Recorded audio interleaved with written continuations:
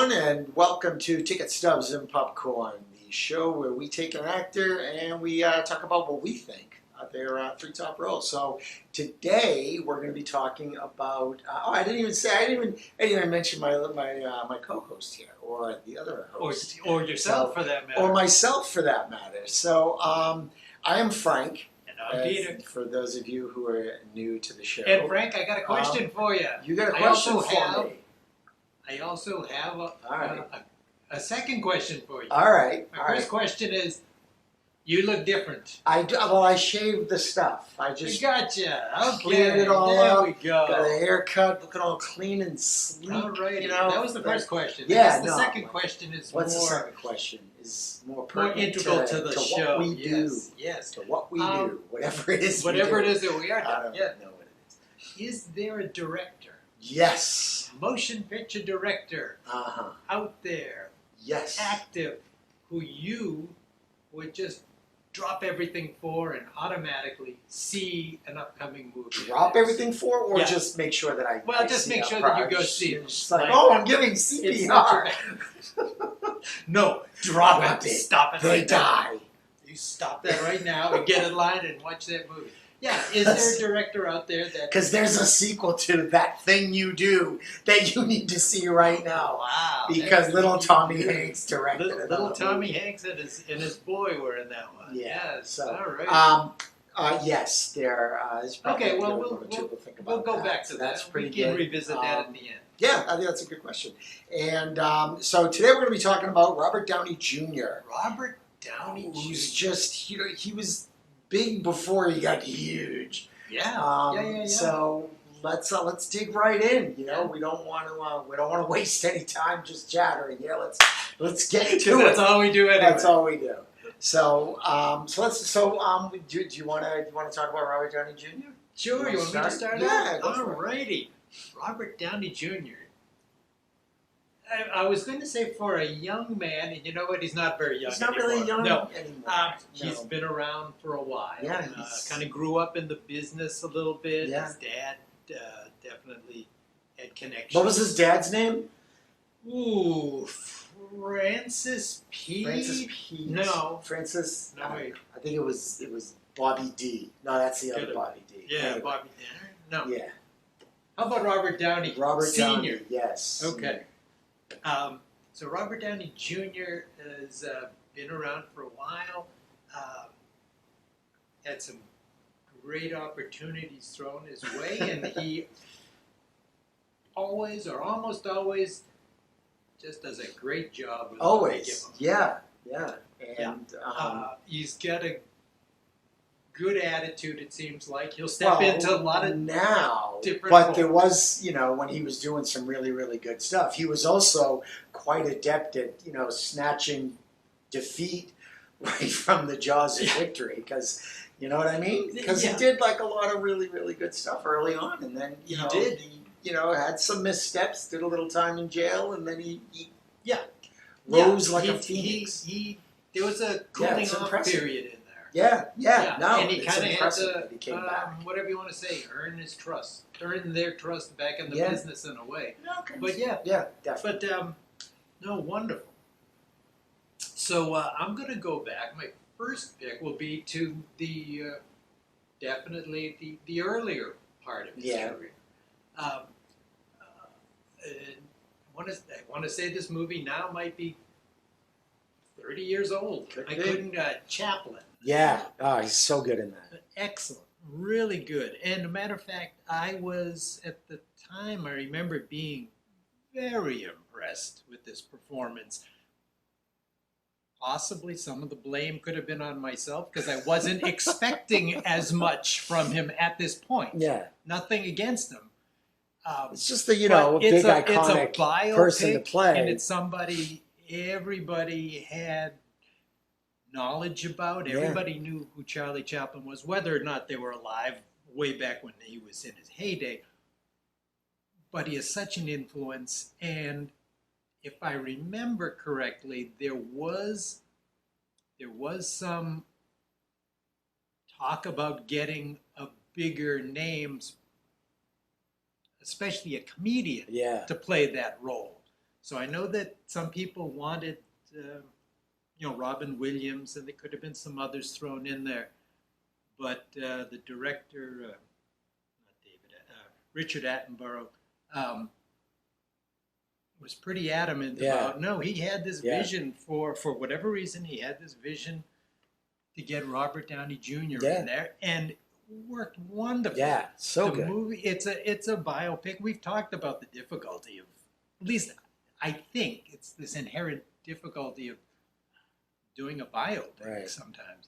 And it's a movie, we kind of touch on this one often. Hollywood loves to make movies about Hollywood. Completely. So this is a movie about, well, it starts obviously at the beginning, he's in England, but when he makes his trip to the U.S., no, he's going to stay in the U.S., and he's found a home, in Hollywood. So it's a movie about Hollywood. It's a movie about a man who had a long career, some ups and downs, and Robert Downey Jr. is perfect for this part. Yeah. And like I said, maybe I went in thinking it'll be a good movie. It ended up, I want to say, it's a long movie. It's well done. I'm not going to say it's a great movie either, but his performance is excellent. Yeah, I think he's excellent. Really is. Yeah. He's obviously he's an American actor playing a British actor, although most of his career is now in the U.S. But Chaplin was all through our Hollywood history, we'll say, and he's just amazing. And he's got Robert Downey Jr. had his own ups and downs, just like Chaplin did, and that kind of makes you think a little bit too, like, oh, this is really good. He had a few wives, so he's kind of bouncing a little there, trying to find true love, and and there's some other things going on. But it's interesting how Chaplin's career was, super, was really successful, had a whole bunch of, personal ups and downs. I mean, Robert Downey Jr. doing this movie was, I think, before a lot of his own, definitely. personal issues, at least stuff like that. Right. Yeah, at least the publicized stuff. Yeah. So it would be really interesting. So you've got that. And it would be really, really interesting, 20 years from now, because that they'll do a biopic about Robert Downey Jr. At some point. Why not? Right? It'd be interesting to see who they get to play him. Maybe, you know what I mean? Robert Downey the Fourth. Maybe, Who yeah, knows? exactly. Who knows? The sequels are never as good as the first couple. So, all right, yeah, no, definitely Chaplin. Good. I believe that Chaplin's granddaughter was really involved in that movie too. She's in it. On a big thing. She's Yeah, in she it. is in it. Oh, no, wait a minute. I think she is in it. I think it's his daughter, actually. Well, because Chaplin had his last wife was a lot younger. Yeah. So daughter, not granddaughter. That's his daughter, I think. But she plays her grandmother in the movie. Maybe she that's plays the Chaplin's mother. I was making. And there was, there was some, which goes with the background, the ups and downs of Chaplin's life. He had a mother with, we'll just say, some mental issues. Yeah. And that was always something he had to concern himself with. But, I want to say that's his daughter, Geraldine Chaplin. Maybe. I'm often wrong. No, I could be way off on that one, too. Anyway. I'm just making this up. Someone will let us know. Someone just let us know. So, all right, what's your next one? Love that performance. And then we'll say the actor himself had some ups and downs and involuntarily took some time off. Yeah. And then took some time, did some time. It's there's some potato, stuff going tomato, on. whatever. There's some stuff. And and so it took a little bit of time to get some trust back, and So we see him in movies like, Gothica, which he's not bad in. The movie's not good. We've talked about He's it okay, once, but that he's movie starting is to bad get his foot around back in the everybody. thing, Yeah. and he's Yeah. he's doing okay. He did okay in that role to kind of get himself back, but really makes, if you want to call it a second career, Okay. fine. Really starts to, once we get into the 21st century, he's hitting on all cylinders, and one of my favorite performances of his is Tropic Thunder. Okay. It is it's tough to watch this movie and say I am not impressed with that man's performance. Yeah. It's very It really funny. really is. It's parody, it's satire, so you're going into this, well, hopefully you're going into it knowing it's going to be comedy. If you're not, something's weird there. Seriously. But it's I'm gonna watch this Vietnam War that's documentary. Right. It's all It's about gonna be making amazing. the Vietnam War thing. It's like I was there. Which I think Nick Nolte plays Yeah. that part pretty well. So Tropic Thunder, it's a great parody, satire, whatever you call it, of action movies, but specifically war movies, and even more specifically Vietnam War movies. And it's another movie about making a movie. Exactly. And Tom Cruise has a wonderful turn in that as that executive. It's behind the scenes, Yeah. and he's not in it for too long of a movie, but there is Steve Coogan plays a director who cannot corral his players at all. He has no control whatsoever. He's got no control because there's some people who, for a lot of reasons, will not be controlled, will not be told what to do, can't follow a map. Well, You know what I mean? Some of them are I for give- different reasons. I give Ben Stiller a lot of credit for being able to to do what Steve Coogan couldn't do in that movie. Is corral his actors, it's maintain that parody. It's Yeah, definitely it was- Ben Stiller's movie in the sense of this project. Road conceived it. He did have a little help, like fine tuning the writing, but he wrote it. It's his idea. Oh yeah. He directed it, and he stars in it. But what's interesting is that he does not mind sharing some spotlight. Yeah, well, in an ensemble like that, you have to. And Robert Downey Jr. And a lot of that spotlight is on Robert Downey Jr. And if you haven't seen the movie, or if you, at the time when it came out, if you've only heard about the movie, there was a little bit of controversy because the fact that there is Robert Downey Jr., a white actor playing the part of an African American soldier. There's so many weird But the layers thing here. is, 'Cause there's Robert Downey there's Jr. something else going on, and that's what makes it, I'll say, acceptable, because we're behind the scenes now, so you know what has gone on, and it is a crazy method actor, Kirk Lazarus, who's an Australian. So what we have is, if you don't already know, Robert Downey Jr., an American actor, playing the part of Kirk Lazarus, a white Australian actor playing the part of whatever the African-American sergeant's name is in the movie, and because he is a method actor, he's gone under the most extreme thing of having some pigmentation surgery. He does not break character and refuses to break character until they do the DVD documentary, and he tells everybody that one, because they're all relaxing or trying to relax at the campfire or behind the scenes, sitting down. Stays with nope, it. he's in character, and he's defiant about it. It is. Yeah, he's a slave to his craft. That's a great. I love that role. It really is. And it's a funny thing, and then it ties in on one end of just the movie making thing, but then the other thing is because we're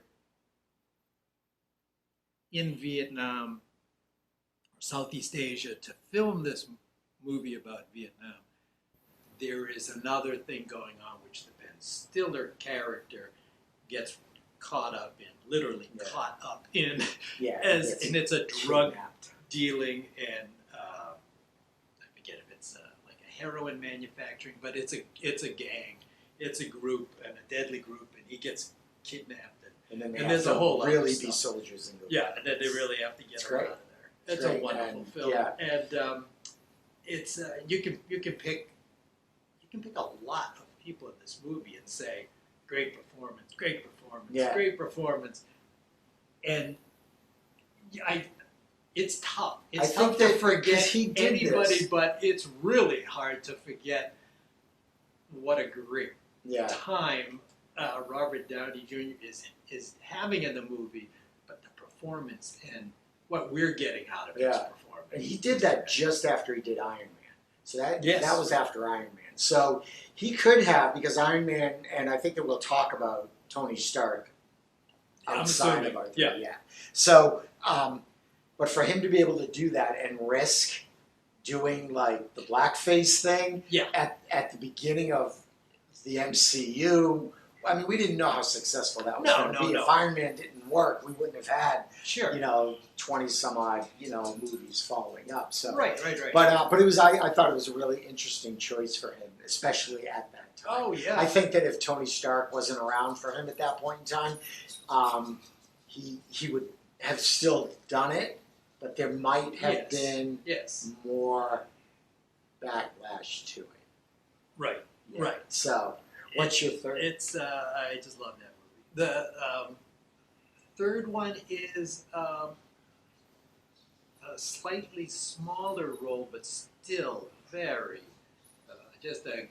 it's a good one, and it's just so Robert Downey Jr. I guess you'd say is he's Terry, the editor in Wonder Boys. Okay. We actually talked about Wonder Boys, I want to say in connection with Frances McDormand. Yeah. Right? Yeah, I think that we was did, one of my right? choices. And so he's not the star of this movie. But he's just got a little gem of a role He's got this weird little like Robert Downey Jr. twinkle in his eye. I think that there's like a before Iron Man and after Iron Man. Yeah. And this is sort of his after jail before about Iron Man. 2000, Yeah, it's like right? 99, 2000. Yeah. So And, it's before Iron Man, and he's this sort of gender fluid.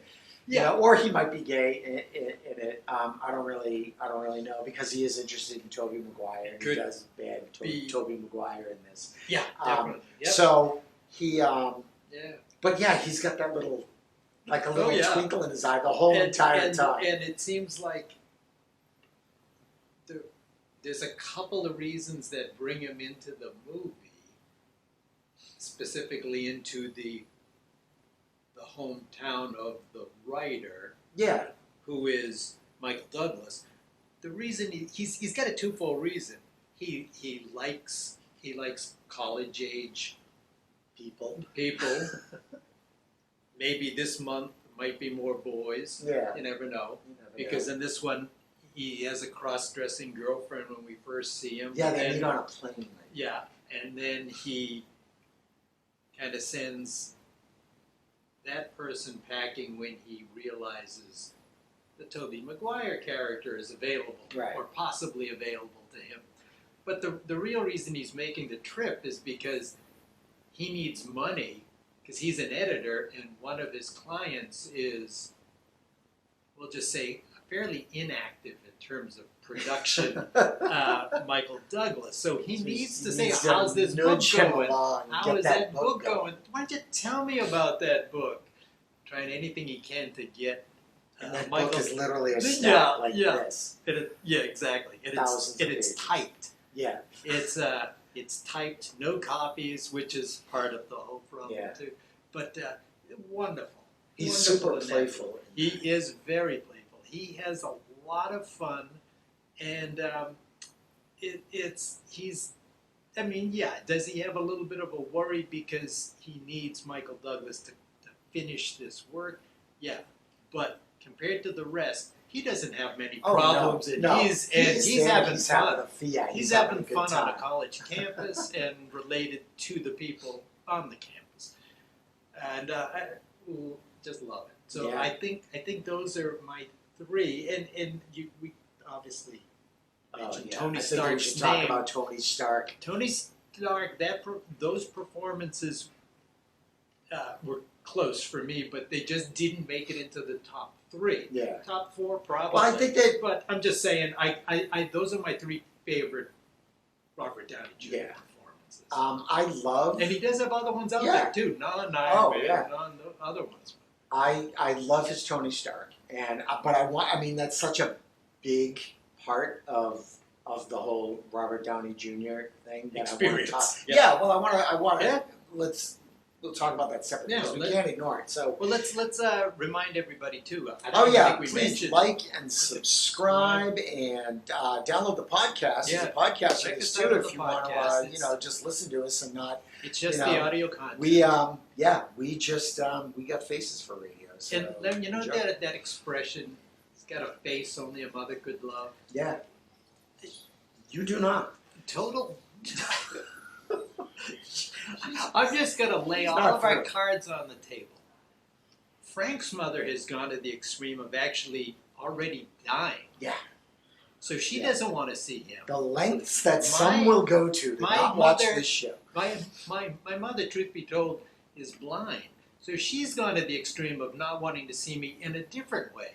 So we really yeah. do have faces that our mothers couldn't even So love. check out the us out podcast. on Yeah, podcast. all the podcasting things. So, all right, I am going to start with Two Girls and a Guy. Okay. This the movie. the Two Girls movie. and a Guy. Yeah. Oh, I just thought you were going to start off with Two Girls and a Two Guy. Girls and a Guy. I have yeah. no idea. No, well, Who knows? hey, It's a slow morning Yeah, apparently exactly. for Frank. so Two Girls and a Guy is this little. I don't know if I'd call it a romantic comedy because it's not really. But the premise is that he's a singer songwriter kind of guy, and he goes off and he goes on little tours and stuff like that. Have you seen it? I got to be honest. I It is. It's Heather Graham. don't think I have. Yeah. Or if I have, no, I don't think I have. It Because was- that one would have stuck with me. yeah, 90, somewhere between like 95 and 96. So it's yeah, it's early. it's an early one yeah. that's in that So yeah, time period. really, yeah, definitely 90s. He comes. It starts off with the two women. There's Heather Graham, and I wish I can never ever remember the other actor's name, and I'm really sorry to her about that. All right. I'm going to have to watch so this one. yeah, so they both show up at his apartment and they meet and they sort of figure out that and then they're like outside. They both realize that, oh my God, we're here to see the same guy. So they have some time in the apartment. They break into his apartment before he gets back, and so they have some time to kind of talk about their relationships with him before he comes in. So he comes home. He doesn't know they're there. He sees a broken window. He's like, shit, I'm looking around, calls his mother. He's chatting on the phone, and then they reveal themselves. And he's got to try to talk his way through. And it really kind of goes the whole gamut from him trying to explain that he does, and he did. He told them both, I love you. And he's been seeing them both for a while. And he's got, the frame with the pictures that can go, swap in and out. But he really tries to explain to them how he does love them both. And it's comical kind of, but it's not like, it doesn't get into farce. It's a really sort of like, it's a tough situation that has some funny moments because it's just like a oh my God situation. So and he plays it so well and it's so heartfelt. And a character like that is kind of dating two women. And And- it starts off this way, right? So Yeah, they already know toward the beginning of the movie. They already know of they, each other. you're fine. You see them meet each other. You Yeah. see them come to the realization that they're both Okay. there to see that guy. Two of them are just waiting outside this apartment building. They don't know Okay. that they're both aiming for the same Yeah. apartment.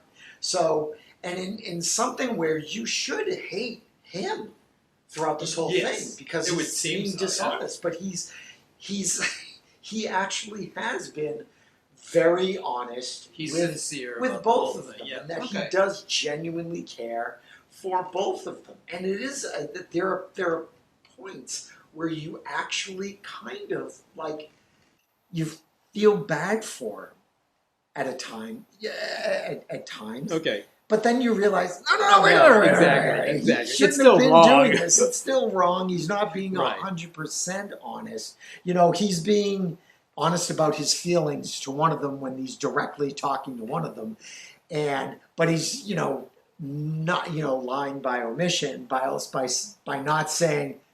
But I'm I also seeing love somebody someone else. So, Yeah. so it's a really, really great performance. It would be great. I would love to see that, like revisited with, Okay. sort of now, because it would be really interesting to see those characters, 20 some odd years later. Okay. So I don't. Yeah, I would just see it. Two girls and a guy. It's really good. He sings in it, which is quite something, to be honest. And he doesn't know that they're there, so it's not like he's just. Oh Yeah, but it's actually pretty it's good. like you could hear me from the shower, Right? What? Yeah. No, it's Yeah. Okay. they're hiding in the apartment. Right. He sits down They're, at like, the waiting for piano him. and he's just singing. It's really pretty good. And he's got this gorgeous apartment. So that's As people do in movies and in Yeah, TV exactly. shows, they always have a great apartment. yeah. My next one would be Kiss Kiss Bang Bang. Okay. And this was 2004, 2005, Yeah. maybe. Again, like pre Yeah. Tony Stark. And he's teamed up with Val Kilmer. And this is just one of those LA noir crime stories. Yes. And he's like this actor, well, he's this sort of like low, sort of like low level thief Yeah. from New York, and he ends up in LA, and he just sort of finds himself acting. He bumbles into an audition, and they're just like, "All right, let's see what you got." So, as a way to hide out from the police, he's being chased. So he's not really an actor; he's just a guy, and He's not an actor. He just plays one on TV. right, Yeah. exactly. So he gets teamed up with this private detective, Val Kilmer. There's this weird mystery with a pornographer, and he ends up coming across this friend from the neighborhood, this actress who is Michelle Moynihan, and they kind of get a little thing going. And so, yeah, it's just a real funny comic mystery sort of thing, and the sort of buddy film of it with him and Val Kilmer. It's just really, really funny. It's just No, I agree with that. because he's an absolute like idiot in terms of like investigating. Like he's an idiot, and Val Kilmer is he's a professional. He's dealt with actors before because he's like on staff of some show that he's advising. You know how cops do stuff. Right. So. But he just has no tolerance for Robert Downey Jr.'s shenanigans, and he's an idiot. And, Yeah. but it's great. It's a real fun mystery kind of thing, and it works as a mystery. Yeah. And so yeah, he's really Very really good. fun Very good. and funny in that. He is. And my last one, I would go with Chaplin was almost there. Mhm. Was almost there. But I really, as pure popcorn movie goes, I gotta go Sherlock Holmes. Okay. I like those movies. I like the way they're directed. Even his mediocre English accent is passable, and you're just like, forget it. We're just gonna have fun. So yeah, it's just those are just fun to see. Because again, he's like, I love Sherlock Holmes things. I wish you would watch the Benedict Cumberbatch. You know what's funny is I'm not sure if I got this right now that I'm thinking about it, but in Tropic Thunder, where he's an Australian actor, Yeah.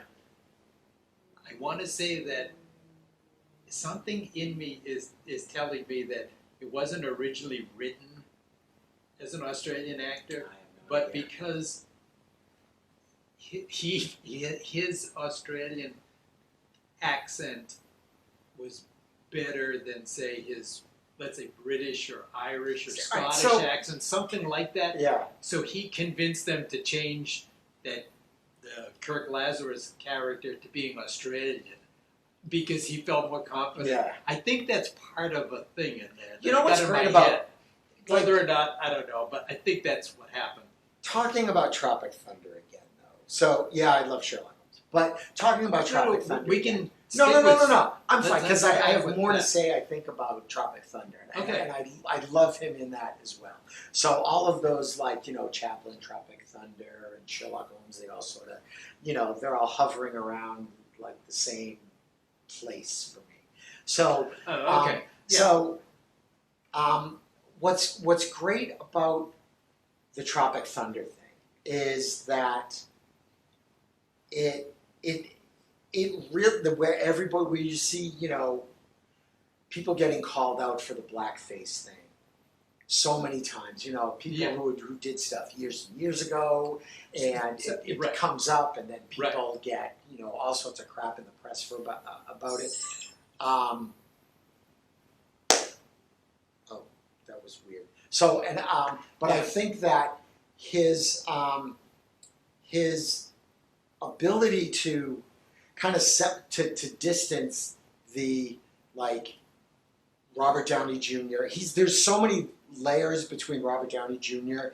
and the character doing blackface. Yeah. So, and that character is it's really making fun of the lengths some actors will go to for that whole method acting thing. So it really so it's not about Robert Downey Jr. doing blackface. Oh no, it definitely is. It's a parody of a parody of a parody almost of It's got lots of layers. There's lots of layers there, and I think that somewhat insulated that role from a lot of potentially negative backlash.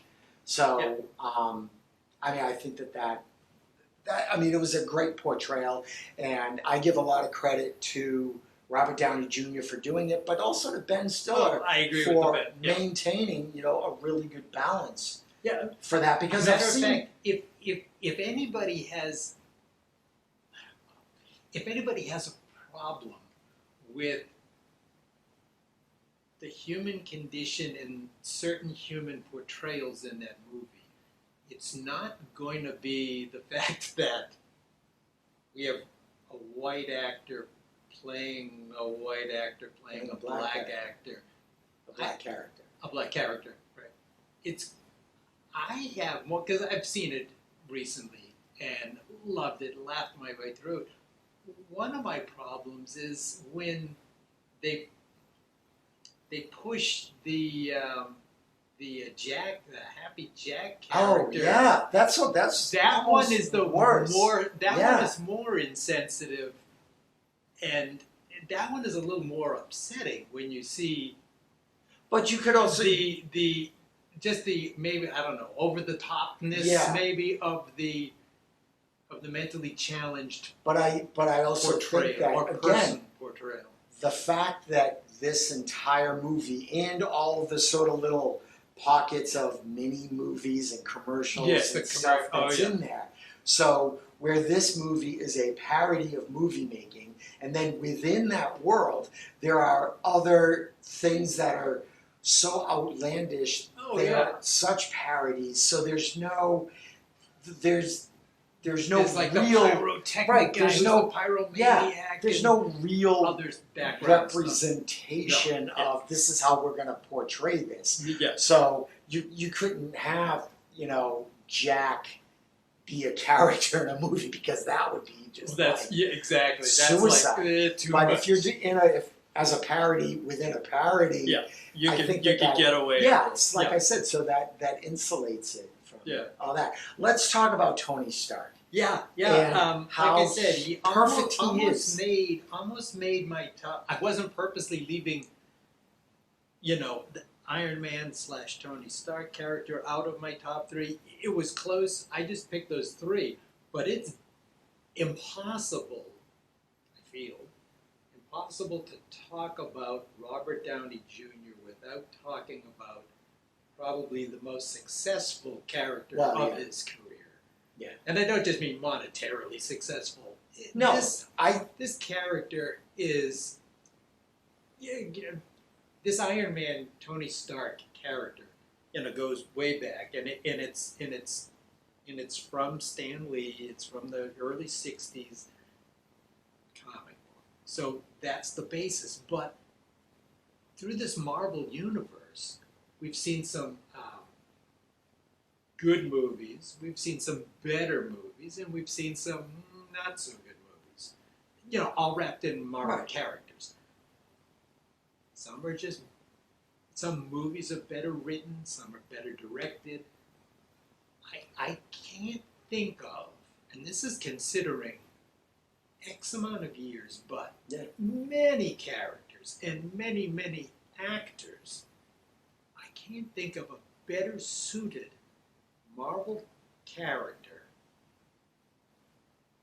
to an actor than the Tony Stark and Robert Downey Jr. Yeah, it's the same way that Ryan Reynolds was born to play Deadpool. Exactly. Robert Downey Jr. Born to play He Tony just Stark. embodies this thing almost to the point where you could see them in Hollywood after starting to say, make sure that we write Tony Stark more like Robert Downey Jr. sometimes. Well, it almost seems like their paths. They're like perfect. They're perfectly parallel, and they just work so well. Their paths. I think you see Tony Stark. He's riding high, and then boom, he goes down. He's this close to death. All right. You see Robert Downey Jr. He's doing great. Boom, drugs, alcohol, jail, that kind of thing. Both of these guys down. So I think that for Robert Downey Jr. to be intimately able to play this character and to be able to come back and find his arc and find his purpose and for this actor to be able to portray that transformation, it's absolutely perfect. And it was great for the MCU. I mean, really, talk about a confluence of events and stars aligning and all that. Oh, yeah. The total backbone of the MCU and you know, the Avengers. And I think it's good for him. The other thing is you get people who are established in a role, and in this case, the MCU universe role, and you'd say, "Oh, this is a fine actor, and we'll give him this role." So let's say you have, for instance, Mark Ruffalo, fine actor. Is he perfectly suited to play Hulk? I don't know. Does he play him? Better yes. than he's better. Eric Yes. Bana. No. He is better. That was horrible. But what I'm saying is, it's how Hulk is depicted and written in a movie sometimes that either holds Mark Ruffalo back or not, because sometimes Hulk is the brute Hulk, and other times he's got the brain of Banner personality with it. You know, so there's different ways. But when it comes to Iron Man, it's like 100%. You know, it's this strong will. It's his personality. It's but he's super flawed. He's arrogant. Too. Yeah, he's arrogant. He's snarky, but he still pulls off that, smartest man in the room. Yeah, I'm going to do stuff. But he does have problems. Yeah. And Ultron was his fault. Sokovia there's was lots his of problems fault. he's got. You know? Oh, yeah. And because of it's his arrogance and the thing is though, it's like by the time he, spoiler alert. Oh, don't tell. What do you mean? That movie's been out enough. By the time, okay, fine. By the I'm end, kidding. by the end of Endgame, Yeah. you know Yeah. that he's grown into who he needs to be, who Tony Stark needs to be. Exactly. He in grows his role up and and what grows he into it. needs to do. And I think that Robert Downey Jr., you know, same thing. I think that I he agree. saw an I opportunity agree. to do good things, and Yep. he grasped the opportunity. Yeah. Robert Downey Jr. could have totally, screwed this up. He could He could have totally. So, or but good he for also him, could have just hammed it up too Yeah. much. right? You so, know, and like maybe make Yeah. that role not as effective. And the other thing I like about that Tony Stark character is in the Iron Man movies. Okay, not even in the Avengers yet; those big ensemble pieces, but just in the Iron Man movies, he's got good relationships and a base to work with within just that Iron Man family, not the MCU family yet, but just the Iron Man family. So, we're always interested in him, but we're interested in his relationship with, Pepper Potts, but with Jarvis, with Happy, with Rhodey. You know what I mean? We're interested in that, and that's a great little family. He doesn't lose it. He doesn't have to take a step back. He doesn't, kind of like just fade away into the background when there's a huge, and some of those Avengers movies have huge casts. Oh yeah. So many people, and sometimes you say, okay, well, you get a role like Hawkeye, with Jeremy Renner, fantastic actor, but there's sometimes there's only so much you can do with a certain role. Right. But with the Iron Man role and Robert Downey Jr. in place, it's like he's always got a big role, and he's stepped up to that leadership role, and that got parallels like with Robert Downey Jr. sort of being a driving and a big force in this MCU mm-hmm. and in the productions and all that kind of stuff, as Yeah. well as Tony being a leader in the Avengers and things are happening as the and whole stuff like that. philanthropist. When he wasn't before the brain guy, like trust. Steve Rogers tells him, you're not the guy to make the sacrifice play. Yeah. And Tony has to grow into that and become that. Yeah. So his Tony Stark, I think, is fantastic. I think it was great for the MCU, and I think it was a huge part of its success. And I think that it was a big part of his success. Oh, definitely. So Definitely. good on him. Yeah. That's it's well deserved, but it's also, let's be honest, very fortunate that he got the opportunity, but he made the best of that opportunity. And we got some really cool movies and stories out of it all. So and it also just keeps you excited, not just any MCU, which may or may not have, he may not have much of a presence in the MCU to come, I don't know, but it keeps us interested in saying, what is Robert Downey Jr. going to be doing next? Yeah. What can we look forward to him? Yeah. Because he's still at that age where he'll get some plum rolls coming his way, definitely. and let's hope he makes good decisions I hope so. Just keeps working at it. He's great. He's very, very talented and just a very interesting person. Hey folks, before we talk about the directors that we'll always That's see, right, the question.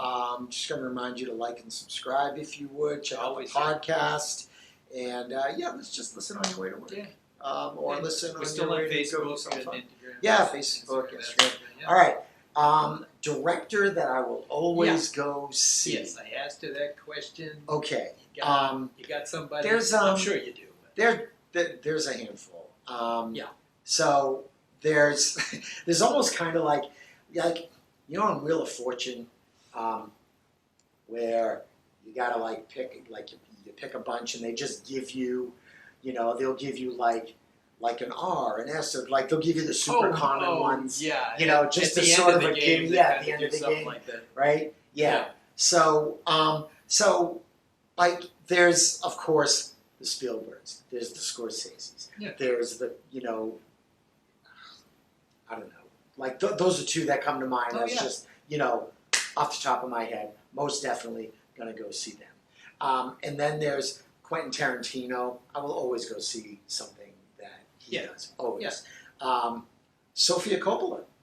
I will always go see something that she does. Who else? Just Soderbergh. Steven Soderbergh. Yes. I think is fantastic. Yeah. He's great. Wes Anderson. Fantastic. Kate Herron. Fantastic. So in answer to the question, yes. The top of that list. Yeah. What's the top? The top, I'd probably go Quentin Tarantino. Okay. Yeah. Because it's always going to be something that's fun and interesting. Yeah. And it just And always. when a good Quentin Tarantino movie comes out, there's always enough hoopla, and it's an event when it does come out. Yeah. Because it's usually X amount of years. Yeah. And then another. But lately, when you look at other directors coming up, folks who have been directing a lot of TV, like in The Mandalorian, Bryce Dallas Howard, she's great. Dave Filoni. Yeah. Jon Favreau is great. And that's just in the Star Wars universe. I would love to see exactly. other stuff that they do. You know, Jon Favreau did Elf, of course. He did Iron Man. And he's done Chef, maybe. Yeah. He did it. He's done it. So he's also fantastic. But I think that the top of my list would be Quentin Tino. As you like to refer to him. Yes. So I think twice I referred to him. So who's yours? A lot of those directors are definitely ones that for me, same thing. But I would say Corky brought his dog today. yes. Well, that one could be the neighbors. I don't know. I don't want to blame Corky's dog yet. The one that let me just say the one that I will always keep my ear out for to see if something is coming out. And speaking of keep my ear out for, is any Coen Brothers movie. So when the Coen Brothers come out with something, but I'll be honest, sometimes it might be a movie and I may not even be interested, so I just kind of weigh that one. George Clooney. Most of the time I will go see that. But the one person who I will automatically go out and see is Wes Anderson. For me, that's a no-brainer. He just appeals to my senses in the right way. He's great. And we're just very simpatico or whatever. But whatever he does, it's like sign me up. Yeah. I'll go see him. Fantastic. And he does have one that they've been holding. They've been stretching out for the COVID reasons. So he does have one coming out. I want to say in the fall. Yeah. Yeah, the fall. We'll see. Yeah. So looking forward to that one. But I'm looking, like I said, a lot of those other ones. There is I don't want to say changing of the guard, but there are people who are just getting older. Scorsese's one. Yeah, Woody Allen. And we got Woody Allen, Clint Eastwood. These people are not young any longer. Yeah. But there's still, those other ones that were coming in. A lot of them you mentioned. Steven Soderbergh. You just, you get excited. Soderbergh when does hear, weird, interesting stuff. Yeah. So when you hear that there's something coming out, Yeah. you definitely pay attention. Oh, got something, or something's in the works. Yeah. So. And the other interesting thing is, I asked that question because sometimes we I mean, it's the premise of the show, but we only sometimes talk about actors, and there are definitely directors we need to, Oh yeah, to we pay should attention definitely- to sometimes because of that's what's making it work. Yeah, we'll do a director's. We'll do a Yeah, director's. perhaps we we'll can do do a that. director's show. That's Why not? Why not? Right. Yeah. So, all right. Cool. So yeah. What's next? So let me You let gonna me just recap? recap your 3 Robert Downey Jr. picks.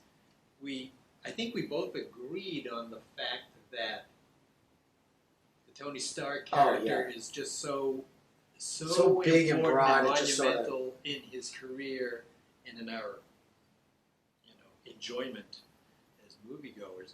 But there were other roles that we tons. enjoyed. So yours were 2 Girls and a Guy, Kiss Kiss Bang Bang, Just 'cause- and your third one was the Sherlock Holmes, which I know Yeah. we have a couple of them. But then I bounced around. But then like, we- I also love Tropic That's Thunder, okay. and I also love That's Chaplin, fine. and I also So love we'll- Zodiac. And I- We'll stick with those 3 that I said for you. I Alright. think that was the original 3. You had Tropic Thunder, Yeah. Chaplin, and